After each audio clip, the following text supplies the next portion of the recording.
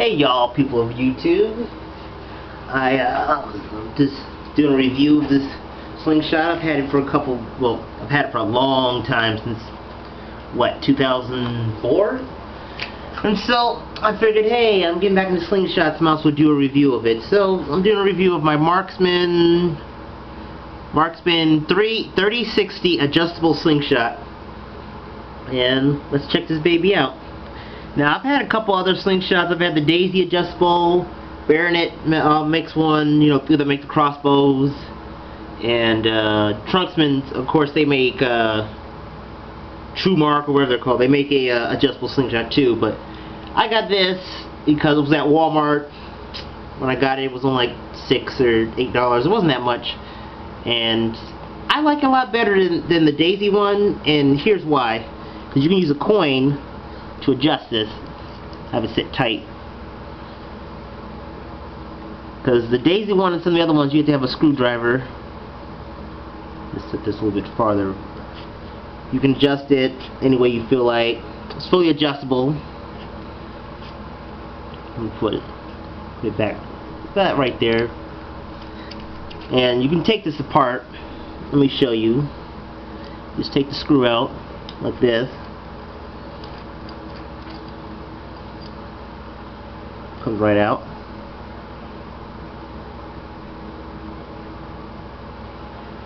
And there you go.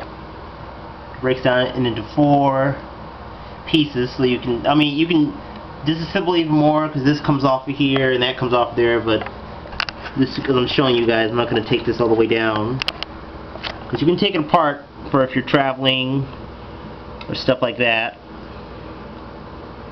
Put that bad boy back together.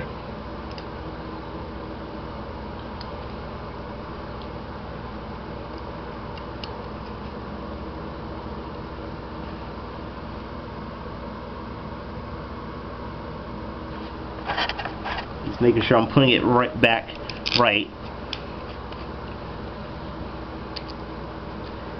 And you can take this down if you're traveling. Let's say you're going on the airplane.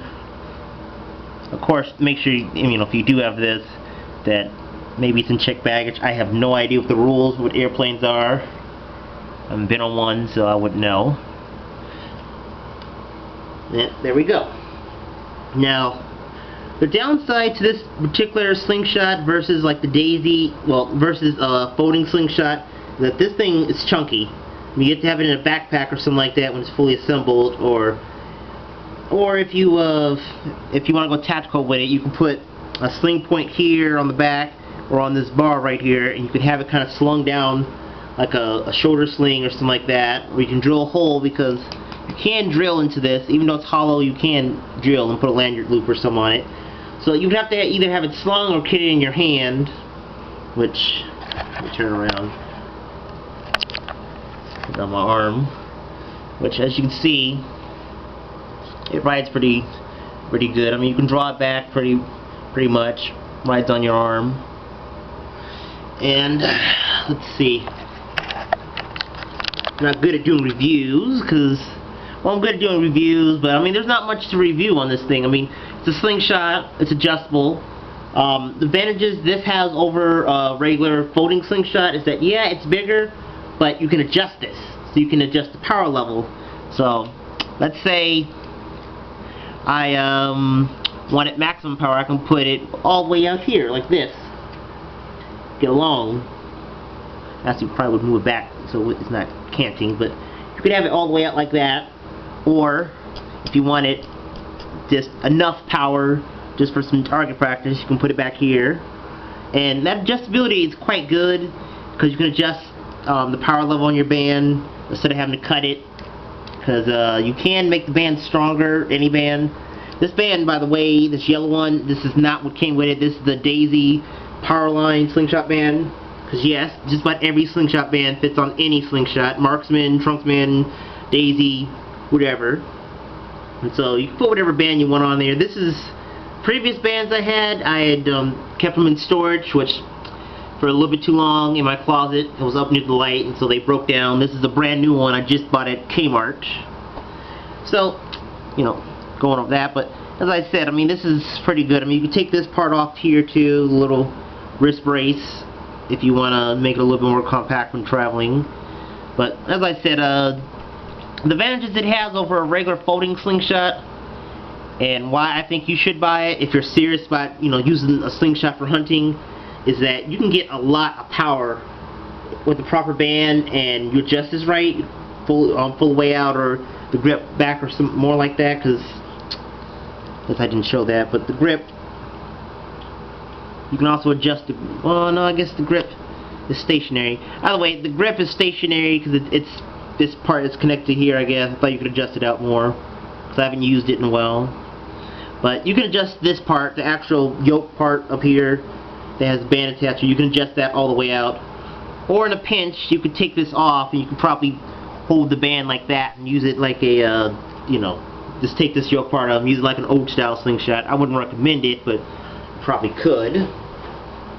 But as I said, the reason why this is best for slingshot hunting is because you can get a lot of power off the Marksman adjustable one. And since it's easy to adjust, you just use, I have a game token right here, you can just, and it has a nice little slot that fits perfectly. You can adjust this in the field for, you know, how much more power you need. So if it's shooting pretty well and you need, or you're hunting something bigger, you know, you can adjust it. Now, the biggest thing I've ever killed with this versus my folding one, the folding ones I used to use more for, belch there, for smaller game hunting by, you know, squirrels, rats, stuff like that. Check your local game laws before you use one of these for hunting, because some states like Alabama, yeah, and maybe, I don't know, California, Florida, they just legalized it, but there's a few states where you can use these because they're considered primitive weapons for hunting. But as I said, check local game laws. But I've used this since here where I live in Florida. You can basically, if it's non-native, it's free to shoot as long as you're not wanting waste with it. So I've used this to hunt on private land moss grove ducks. I've actually killed one with this particular slingshot. I got a nutria one time, tagged it in the head with a nice good chunk of steel, put it down. Of course I lost it because it sunk back down, but that's a whole nother story. And as I said, this is a lot better for if you're serious about hunting or competition, because you can get more power. It's adjustable. The grips feel good. I mean, this has a nice textured, you know, kind of a pistol grip on it, like maybe a 1911 or those Hogues over molded grips that you see on pistols have.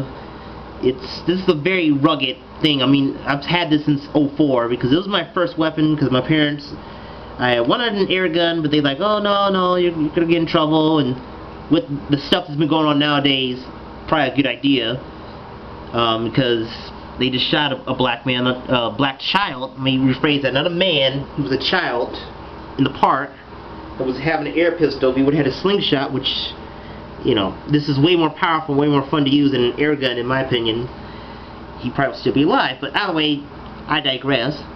You know, the slingshot itself, they usually, you see these for about $10 or less, and they're a good buy. I mean, if you want to get serious about your slingshot hunting and you want something that you can, you know, really tag animals and put them down, yes, get this. How it compares to a folding one, as I said, you get more power, so you can adjust the power levels to what you need. But to me, this is a little bit more comfortable on your arm, because when you pull this back, I mean, there's barely any resistance. I mean, I can just barely hold this like that, and you know, it barely pulls back against my arm. So unlike the folding ones where there's a lot of tension, this you can pull back a little bit easier. I guess I'm just rambling on with this review, but as I said, I mean, if you want the slingshot for hunting, for target practice, and you want more power than a folding one provide, get this. I mean, you practice enough for this, you can easily, you can hit something that's about, I would say,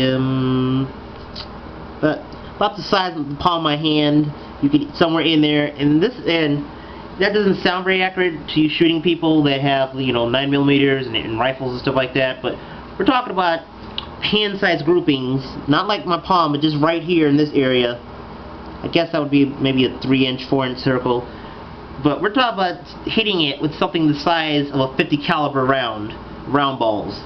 So, you know, you don't need very much accuracy. You hit just about anything in the head with a 50 caliber marble or steel ball bearing, it's gonna die. I mean, it's gonna be dead. But as I said, I mean, the maximum power I've ever gotten out of one of these, the adjustable one versus my folding one, was that I had this adjusted out just right. I had all the way out, and I had it a really powerful old school daisy band. They don't make those anymore because they have the really thick cup on them. And I was able to penetrate the side of a 55-gallon steel drum with a 3/8 steel ball bearing, I believe it was. And it wasn't just one shot. I mean, 2, 4, maybe 10 consecutive shots. It just went right through the side. And the range, I think it was about 10 yards. I mean, it was a while ago. It was about 10 yards. It was a 55-gallon drum that was just sitting in the woods. And I'm like, oh, target of opportunity.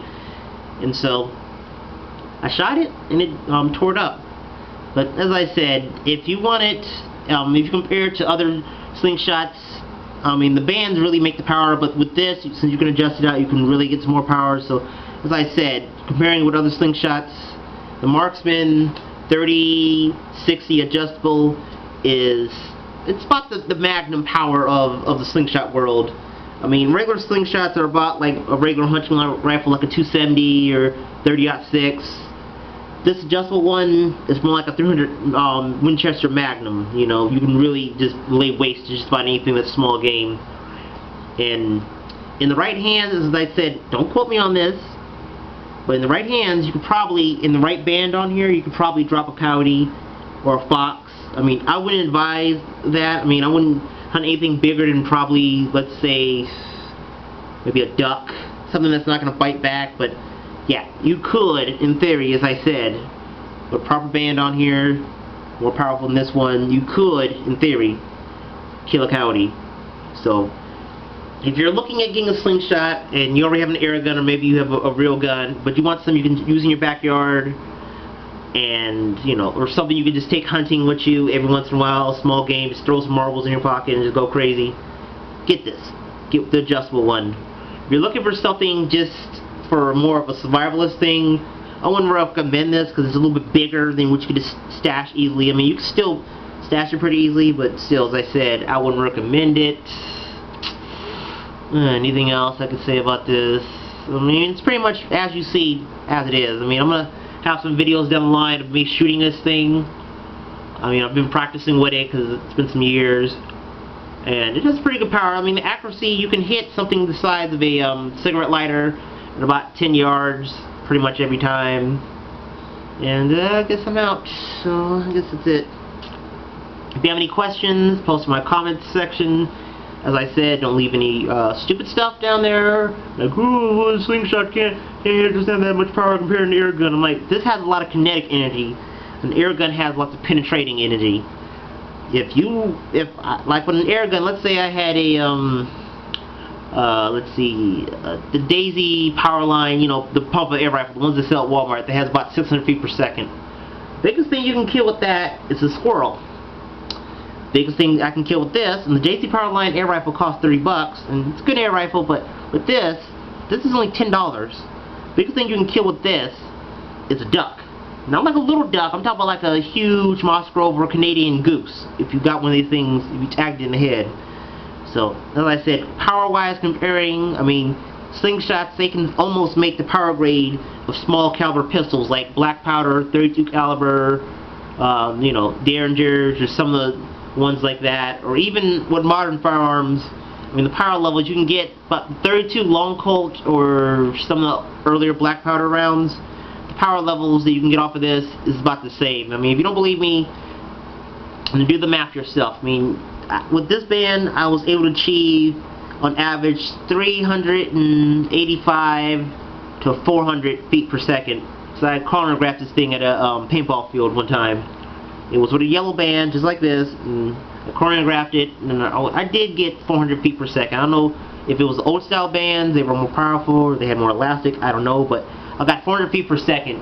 If you put that, if you actually put the map in with the size of the actual slingshot rounds, which most of them weigh somewhere almost like a quarter of an ounce sometimes, They weigh the same as like a 45 caliber, bullet round, a 230 grain, bullet. So you put 230 grains, and you put the map in with a feet per second of 385, and you come out with a power level that's quite high.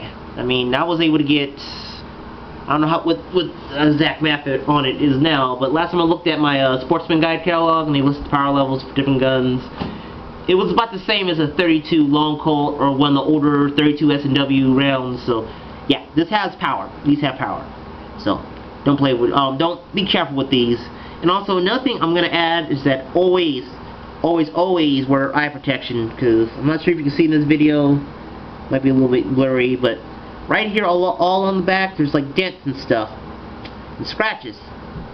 And all these scratches I got here. When I was first learning how to use this, I was using rocks that were too big and other things, and it hit here, and it ricocheted back. So if you're going to use a slingshot, be extremely careful, and make sure you recognize there's a ricochet hazard. After you get better with them, you're not going to hit that at all. But I mean, when you first get these, you're going to hit this, and you don't want that to fly back in your face. I mean, I have a scar above my eye from where it actually hit me in the skull, and it left a pretty good cut. It didn't penetrate, but I mean, it hurt. It hurt bad. I thought I had lost my eye. And so you want to wear safety glasses when shooting these, and you want to be aware of ricochet, so don't shoot at anything that's like wood or anything that can ricochet black, because if it does, it's going to ricochet back with quite a lot of energy. I mean, not as much as a bullet would, but enough that if it hits you, it's going to hurt a lot. And slingshots, as I said, I mean, they're not like with air gun where you get penetrating power. They give more blunt force trauma, which slingshots have an insanely amount of blunt force trauma. So if you shoot someone with these, you remember, you can break bones, you can get a skull depression, which can kill someone. So don't use these for self-defense. And I guess that's it. I'm out.